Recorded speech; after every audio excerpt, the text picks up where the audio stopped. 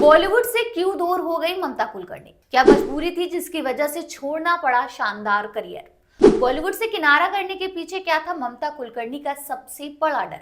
144 सालों बाद लगने वाले महाकुंभ का आयोजन प्रयागराज की संगम रीति पर हो रहा है। महाकुंभ मेले का शुभारंभ पौष पूर्णिमा यानी 13 जनवरी 2025 से हुआ था, जो कि 26 फरवरी यानी महाशिवरात्रि के दिन तक चलेगा। इस मेले की चर्चा ने न केवल देश बल्कि विदेश में भी खूब हो रही है।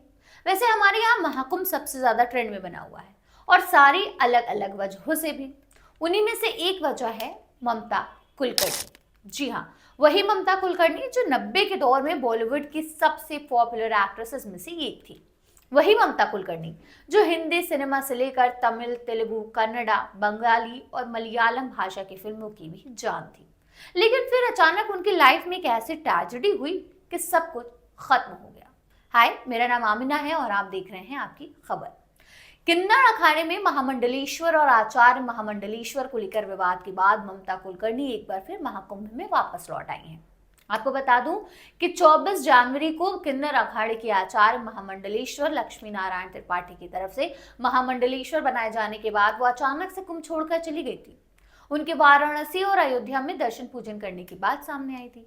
कुंभ में लौटने के बाद उन्होंने भस्म लगाकर अपना श्रृंगार किया और किन्नर अखाड़े के आचार्य महामंडलेश्वर के साथ साथ बाकी महामंडलेश्वरों का आशीर्वाद भी ले लिया।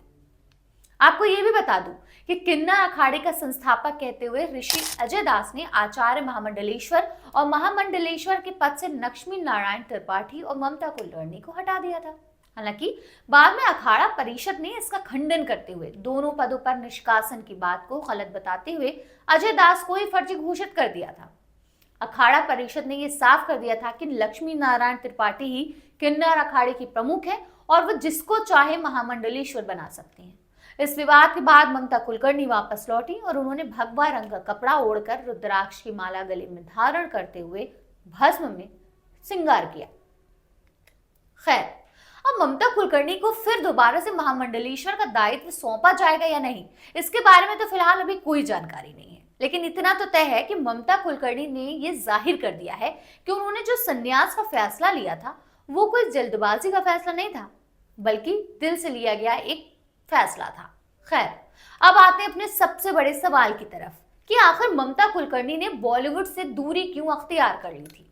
देखिए, ममता कुलकर्णी ने बॉलीवुड में राम लखन, करण अर्जुन, सबसे बड़ा खिलाड़ी और आंदोलन जैसी बड़ी हिट फिल्मों में बतौर लीड एक्ट्रेस काम किया था। इन फिल्मों में उनकी शानदार परफॉर्मेंस ने उन्हें बॉलीवुड की टॉप एक्ट्रेसेस में शामिल कर दिया था। लेकिन इसके बाद उनका नाम कई कंट्रोवर्सी से जुड़ता चला गया, जिसमें सबसे बड़ी कंट्रोवर्सी थी ड्रग डीलर विकी गोस्वामी के साथ उनके रिश्ते को लेकर।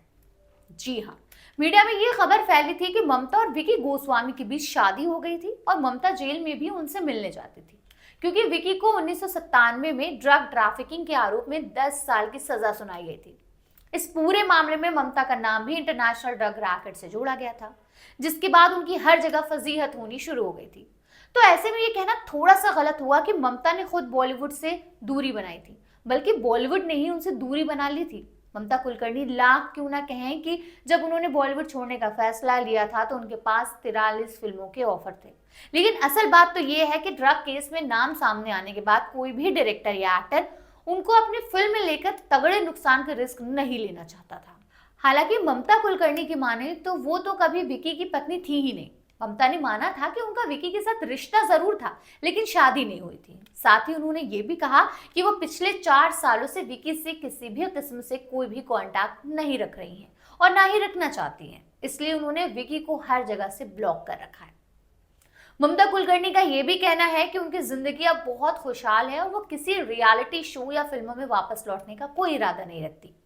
फिल्म इंडस्ट्री छोड़ने के बाद उनकी जिंदगी में जो भी बदलाव आए वो उन बदलावों से सेटिस्फाइड है और अब वो किसी भी तरह की पब्लिक लाइफ में नहीं जाना चाहती।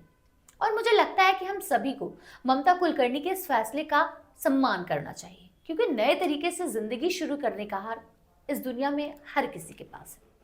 आपका इस पूरे मामले पर क्या सोचना है, कमेंट करके हमें जरूर बताइएगा।